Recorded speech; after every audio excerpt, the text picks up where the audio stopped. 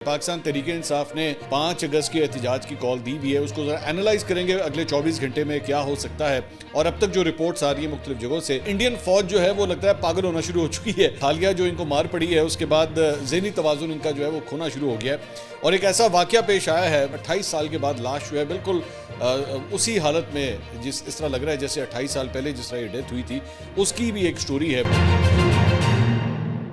अस्सलाम वालेकुम नाज़रीन, मैं हूं मंसूर अली खान। अपने डेली चैनल के ऊपर आपको खुशामदीद कहेंगे। नाज़रीन, 24 घंटे रह चुके हैं, पाकिस्तान तहरीक इंसाफ ने 5 अगस्त के एहतजाज की कॉल दी हुई है, उसको ज़रा एनालाइज करेंगे अगले 24 घंटे में क्या हो सकता है।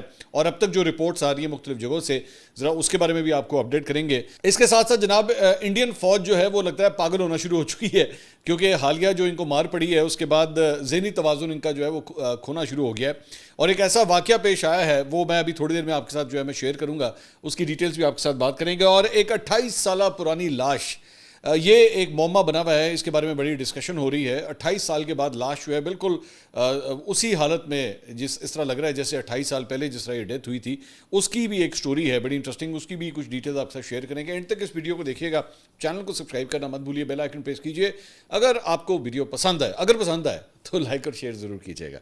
अच्छा जी, सबसे पहली बात तो ये कि जनाब इमरान खान साहब की गिरफ्तारी को कल जो है वो 2 साल मुकम्मल होने जा रहे हैं। पाकिस्तान तहरीक इंसाफ की जानिब से ये ऐलान किया गया था कि जनाब हम एहतजाजी तहरीक का आगाज़ कर रहे हैं और इसका नुक्ता उरूज जो है, जो पीक है, वो 5 अगस्त को होगी। अब इस वक्त आज ज़ाहिर बात है जब ये व्लॉग मैं रिकॉर्ड कर रहा हूँ तो 4 अगस्त है और 24 घंटे रह चुके हैं। 24 घंटे के बाद जो है अब तक की क्या ऑन ग्राउंड सिचुएशन क्या है। मैं अगर 1 मिनट के लिए लाहौर से आगाज़ करता हूँ, उसके बाद इसको ज़रा पूरे स्पेक्ट्रम के ऊपर जो है वो लेके जाते हैं। लाहौर में जनाब इनके जो है वो 14 MNAs हैं और 30 MPAs हैं। अभी तक की इतलात के मुताबिक कोई बड़ी, मैंने अभी व्लॉग रिकॉर्ड करने से बिल्कुल थोड़ी देर पहले जो है मैंने चेक किया कि क्या किसी सेंट्रल जगह पे माल रोड पे, आपको याद है पाकिस्तान तहरीक इंसाफ माल रोड के ऊपर भी एहतजाज करती थी, चेरिंग क्रॉस के ऊपर एहतजाज करती थी, मीनार पाकिस्तान पे जलसा किया जाता था। मीनार पाकिस्तान के लिए जलसे की इन्होंने इजाज़त मांगी थी, कोई इजाज़त नहीं मिली, लेकिन उसके बाद इन्होंने अभी तक किसी किस्म का कोई बड़ा एहतजाज लाहौर के अंदर कम से कम प्लान नहीं किया हुआ। कराची निस्बतन, इवन तो पाकिस्तान तहरीक इंसाफ की वहाँ पर सपोर्ट है, नो क्वेश्चन अबाउट दैट, खासतौर पर क्लिफ्टन डिफेंस इन एरियाज़ के अंदर तो बहुत सपोर्ट है, लेकिन फ़िलहाल कोई बड़ा अनाउंसमेंट जो है वहाँ से भी नहीं आया हुआ। उसके बाद पेशावर, KP, मुख्तलिफ अजला, मुख्तलिफ शहर, हाँ वहाँ पे गंडापुर साहब की जानिब से ऐलानात किए गए हैं, वीडियो पैगाम भी जो है वो जारी किए गए हैं कि एक हम लोग जो है वो ज़िले सतह के ऊपर शहरों के अंदर जो है हम एहतजाज वगैरह करेंगे। इसके अलावा अभी तक कोई बड़ी खबर जो है वो नहीं है। मोटरसाइकिल रैलियाँ जो है वो निकाली जाएंगी, पाकिस्तान तहरीक इंसाफ के झंडे वगैरह जो है वो नज़र आएंगे, लेकिन कोई सेंट्रल स्पेस जो है वो उन्होंने अब तक डिप्यूट नहीं की है। तो ये कह देना कि जी एक्चुअली ये नुक्ता उरूज होगा, मेरे ख्याल में ये एक गलती थी। मेरे ख्याल में अलीमा खान साहिबा की जानिब से ये जो ऐलान करना था, टेक्निकली जो है वो ये गलती थी, ये नहीं कहना चाहिए था, क्योंकि बेसिकली 5 अगस्त को आप सिर्फ एक एहतजाज करेंगे, दैट्स इट। लास्ट टाइम भी बड़ी एम्बेरसमेंट्स हुई थी जब ये पहले कहा गया, मुझे याद है गंडापुर साहब की जानिब से 24, 25, 26 नवंबर के वो जो एहतजाज थे, उसमें कहा गया था जनाब ये फाइनल कॉल है, ये फाइनल कॉल होने जा रही है। तो फाइनल कॉल तो नहीं हुई, उसके बाद भी इमरान खान साहब की रिहाई नहीं हुई। तो अब इस मरतबा देयर इज़ नथिंग न्यू। दूसरी बात यह कि हमें कहा गया था, बताया गया था कि जनाब अलीमा खान साहिबा की जानिब से कि 5 अगस्त को जब ये तहरीक अपने उरूज पे होगी तो तब जो है वो कासिम और सुलेमान जो है उसे ज्वाइन करेंगे। तो आज 4 तारीख है, कासिम और सुलेमान जो है वो तो पाकिस्तान के अंदर नहीं है, ना वो आ रहे हैं, ना उनकी फ़िलहाल कम से कम कोई डेट जो है वो अनाउंस नहीं है, अगर मैं इस तरह बात करूँ तो। तमाम तर ये जो विजुअल्स आ रहे हैं, सवाए इसके कल आमिर मुगल साहब की जानिब से वो ऐलान किया गया कि जनाब हम जो है वो इमरान खान साहब की पेंटिंग जो है वो स्प्रे पेंट करके, एक उन्होंने वो स्टेंसिल सा बनाया हुआ है, उसके ज़रिए हम मुख्तलिफ जगहों के ऊपर वो स्प्रे पेंट करेंगे और इमरान खान साहब की तस्वीर जो है वहाँ पर लगेगी। मुख्तलिफ जगहों पर हम ट्रैफिक रोक लेंगे, सड़क रोक लेंगे, पुलिस आएगी तो हम भाग जाएंगे वहाँ से। इसके अलावा और कोई ऐसा कोई बड़ा एहतजाज नहीं है। मैं दोबारा यही बात करूँगा कि अगर तो ये सूरत हाल है तो उसके मुताबिक तो बिल्कुल भी हुकूमत को किसी किस्म की कोई परेशानी नहीं नज़र आएगी। दूसरी बात ये कि पाकिस्तान तहरीक इंसाफ के कई ऐसे लोग जो हैं, जिसमें उमर अयूब शामिल हैं, जिसमें ज़रताज गुल शामिल हैं, अहमद खान बच्चर शामिल हैं, शिबली फराज साहब शामिल हैं, उनको वैसी सजाएँ हुई हुई हैं, वो सारे अंडरग्राउंड चले गए हैं।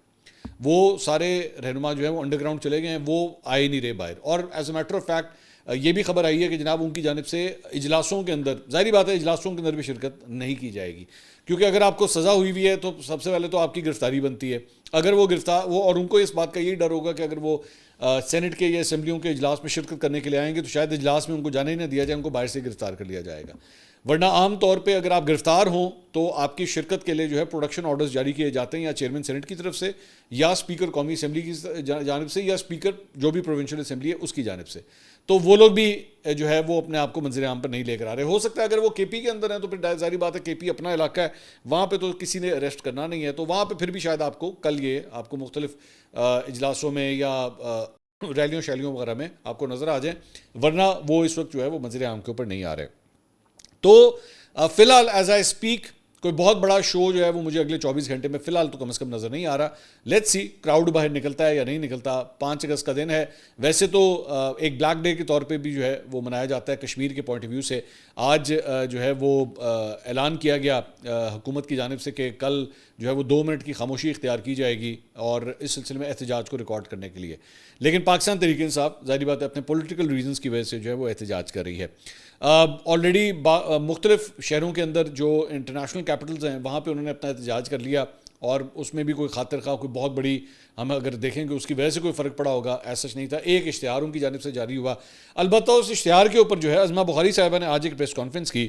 انہوں نے کہا جی 16 دسمبر کے اہم دن, اس دن بھی یہ کنٹینر پر چڑھ جاتے ہیں, اور 5 اگست بھی کشمیریوں کے لیے ایک اہم دن ہے. یہ پھر احتجاج کا منصوبہ بنا رہے ہیں. نیو یارک ٹائمز میں $1.80 کا اشتہار دیا گیا اور یہودی لابی نے اپنا منصوبہ ری لانچ کیا ہے. اب یہ ضمنی انتخابات سے بھاگ گئے ہیں, 9 مئی پر معافی نہیں ہو سکتی. فیٹف میں بھارت نے علی امین گنڈا پور کا بیان جمع کرا دیا ہے. احتجاج شروع ہوا نہیں, پیک کہاں سے آنی ہے. ہاں یہ جو آخری جملہ ہے میں اس سے تو اگری کرتا ہوں, لیکن یہ جو $1.80 ہے یہ مجھے نہیں پتا, اب شاید وہ کہیں وہ 1,80,000 نہ کہنا چاہ رہی ہوں, مجھے نہیں پتا, لیکن انہوں نے کہا 1,80,00,000. اب اس کے اوپر ایک ہمارے بھائی ہیں رائے ثاقب صاحب, انہوں نے بڑا انٹرسٹنگ اس کے اوپر ٹویٹ کیا. انہوں نے کہا $18 ملین امریکی, تقریباً 5 اشاریہ, اگر آپ آج کے ریٹ کے حساب سے کیلکولیٹ کریں تو تقریباً 5.22 ارب روپیہ بنتا ہے پاکستانی, 22 ارب روپیہ بنتا ہے ایک اشتہار کے حوالے سے. تو مجھے لگتا ہے کہ شاید عظمہ بخاری صاحبہ سے کیلکولیشن میں جو ہے وہ غلطی ہوگی. میں اس کو نہیں ڈینائی کر رہا کہ وہ ایک پیڈ ایڈورٹیزمنٹ تھا, لیکن 5.25 ارب روپے کا مطلب ایڈورٹیزمنٹ, یہ ذرا کچھ مجھے لگ رہا ہے زیادہ ہو گیا. اس کو ذرا ری چیک میرے خیال میں کر لینا چاہیے. فواد چودھری صاحب نے اس کے اوپر ٹویٹ کیا. انہوں نے کہا لیکن یہ سرکاری پیسوں سے نہیں دیا گیا. عظمہ بخاری کی حکومت میرے اور آپ کے پیسوں سے روزانہ $1,00,000 کے اشتہار دے رہی ہیں جن پر اعتراض بنتا ہے. باقی کوئی اپنے پیسوں سے اشتہار دے تو کیا اعتراض. اس پہ عظمہ بخاری صاحبہ نے جوابی ٹویٹ کیا. انہوں نے کہا اب وزیر نہ صحیح لیکن بات کرنے سے پہلے سوچنا اور اس کا ثبوت فراہم کرنا آپ کی ذمہ داری ہے. سوشل میڈیا پہ بے تکی غیر ذمہ داری نہیں چلے گی. آپ کو چیلنج کر رہی ہوں, ثابت کریں روزانہ $1,00,000 کے اشتہار دے رہے ہیں. دوسرا, ملک کے خلاف سازش کرنا, بدنام کرنا ملک دشمنی ہے, کارکردگی بتانا جرم نہیں. تو انہوں نے پہلے اپنا نمبر 1 دیا اور اس کے بعد انہوں نے کہا کہ ہمارے جو اشتہاروں کے حوالے سے بھی ہم کوئی $1,00,000 کے اشتہار جو ہے وہ ہم نہیں دے رہے. شیر آف دا مروت صاحب نے بڑا ایک انٹرسٹنگ ٹویٹ کیا ہے اور میرے خیال میں صحیح جسے کہتے ہیں نا وہ hitting the Nile on the head. انہوں نے ٹویٹ کیا, انہوں نے کہا پی ٹی آئی نے ملک گیر ہڑتال, ریلیوں اور احتجاج کا اعلان کیا اور چونکہ اسلام آباد شامل نہیں اب ساری قوم کی نظریں لاہور پر مرکوز ہوں گی, سب کی نگاہیں اس پر جمی ہوں گی. گڈ لک راجہ صاحب.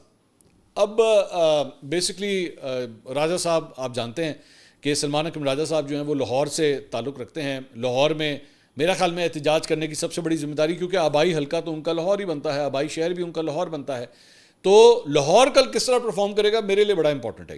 یہ بہت امپورٹنٹ ہے. عالیہ حمزہ صاحبہ پنجاب کی چیف آرگنائزر ہیں پی ٹی آئی کی, اور ان کا اور سلمان اکرم راجہ صاحب کی کھٹ پٹ تو ہم ماضی میں دیکھ چکے, ایون دو اب کافی حد تک چیزیں ریزالو ہو چکی ہوئی ہیں.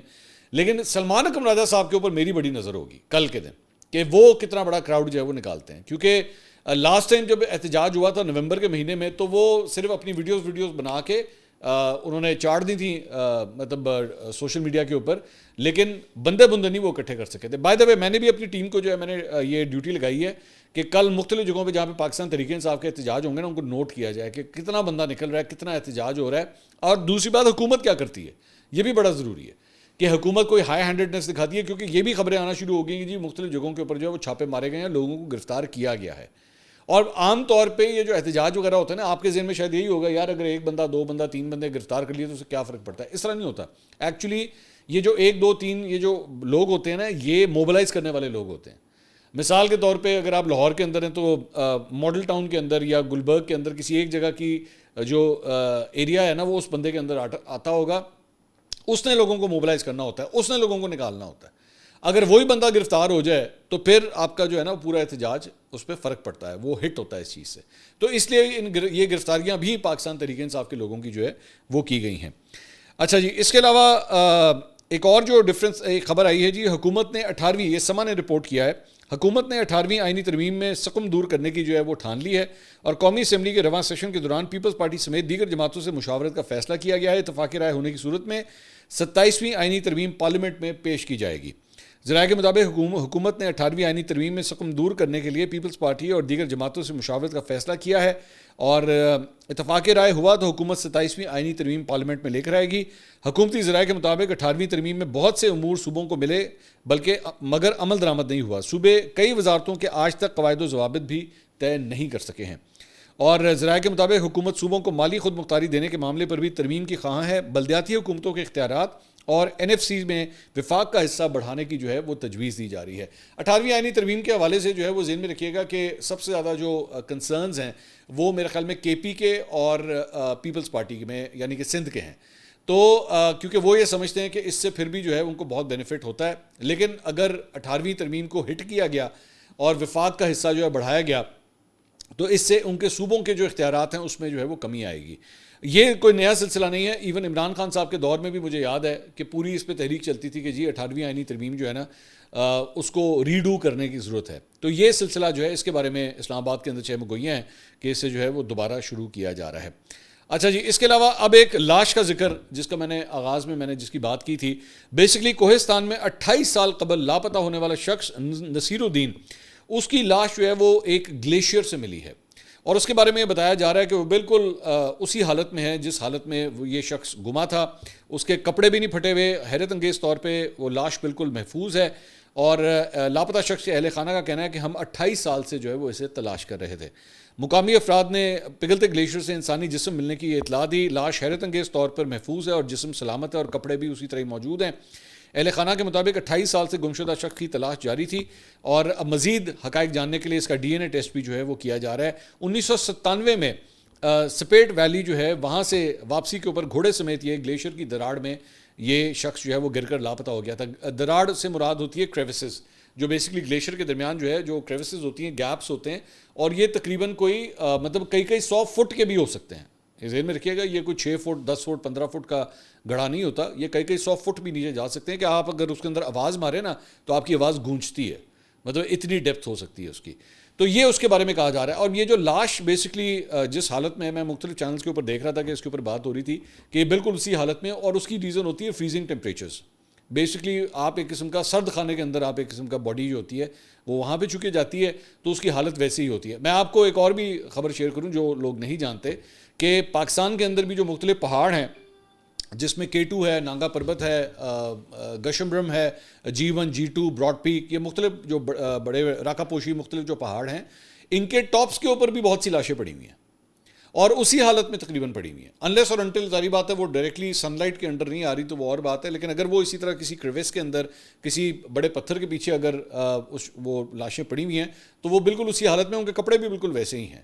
As a matter of fact Everest کے اوپر جو ہے وہ اتنی لاشیں ہیں کہ جب آپ ٹاپ کے اوپر جاتے ہیں نا تو آپ کو ہر چند 100 میٹر کے بعد جو ہے وہ ایک لاش وہاں پہ پڑی ہوئی ہے, اور اس کو نیچے لانا بہت مشکل کام ہے کیونکہ آکسیجن کی بھی کمی ہوتی ہے لاشوں کو نکالنا.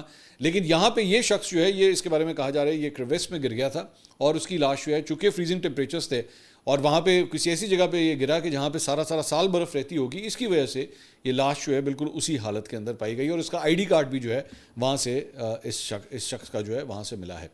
تو یہ بیسکلی اس کا تھوڑا سا بیک گراؤنڈ ہے جو میں نے کہا آپ کے ساتھ جو ہے وہ شیئر کیا جائے. اس کے علاوہ جناب کوئٹہ سے پشاور جانے والی مسافر ٹرین جعفر ایکسپریس پر جناب وہ ایک اور حملے کی کوشش کی گئی ہے. یہ بیسکلی جعفر ایکسپریس پوری ٹرین نہیں ہے بلکہ اس کا جو پائلٹ انجن ہوتا ہے, پائلٹ انجن بیسکلی ہوتا ہے جو صرف ایک جو فرنٹ کا جو انجن ہوتا ہے صرف وہ اکیلا چل رہا ہوتا ہے, اس میں پیچھے بوگیاں نہیں ہوتی. تو یہ بیسکلی پہلے ٹریول کر رہا تھا ریکی کرنے کے لیے, چیک کرنے کے لیے کہ ٹریک سارا ٹھیک ہے, ٹریک کہیں پہ خراب تو نہیں ہے. تو یہ بیسکلی وہ ٹریول کر رہا تھا, اس کے اوپر جو ہے وہ فائرنگ کی گئی ہے, اور بیسکلی یہ چیک یہی کر رہا تھا کہ کہیں پہ تخریب کاری کا کوئی عنصر نہ ہو، تو اسی کے اوپر جو ہے وہ فائرنگ کی گئی ہے.